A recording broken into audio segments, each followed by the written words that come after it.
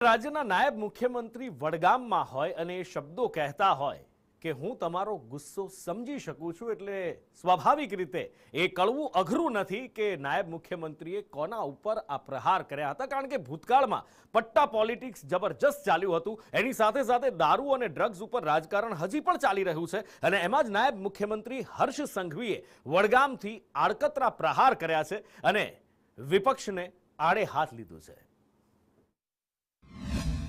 સૌથી વધુ ડ્રગ્સ પકડવાનું જો સૌથી મોટું કોઈ કામ કર્યું હોય તો ગુજરાત પોલીસે કર્યું. ગુજરાત પોલીસે ડ્રગ્સ માત્ર ગુજરાતની ધરતી પરથી જ નથી પકડ્યું. બંગાળના પોર્ટથી લઈને મહારાષ્ટ્રથી લઈને પંજાબની જેલોમાંથી ચાલતું નેટવર્કોને બી પર્દાફાશ કરીને પકડવાનું કામ એ આપણી ગુજરાત પોલીસ અને ગુજરાત એટીએસ દ્વારા કરવામાં આવ્યું છે.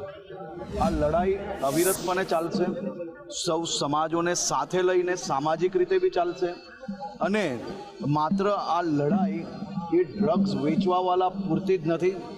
ડ્રગ્સ જે લોકો ક્યાંક ને ક્યાંક યુવાનો કોઈક આ દલદલમાં ફસાઈ ગયા હોય તો એ યુવાનોને આ દલદલમાંથી કઈ રીતે નિકાલવી એનો બી પ્રયાસ કરવું એ બી કાર્ય આગળ ચાલી રહ્યું છે અને આ લડાઈ એ પ્રત્યેક નાગરિકોની છે, આપણી સૌની છે.